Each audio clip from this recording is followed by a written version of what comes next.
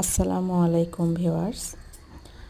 এই শীতের সময় সবচেয়ে সহজ পদ্ধতিতে মাত্র 2 মিনিটে এই মজাদার ঝাল পিঠা তৈরি করা যায়।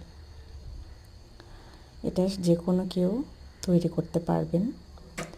সামান্য একটু আটা নিয়ে, চালের গুঁড়া হতে হবে, সেটা নিয়ে আপনারা ঠান্ডা পানি নেবেন, নিয়ে কিছু কাঁচামরিচ, লবণ আর ধনেপাতা দিয়ে আপনারা তৈরি করতে পারেন এই মজাদার ঝাল পিঠাটি।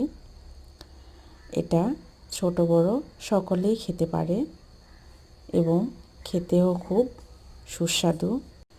এটা যদিও আমার রেসিপি না, এটা আমার মায়ের রেসিপি। মা অনেক শখ করে বানিয়েছে।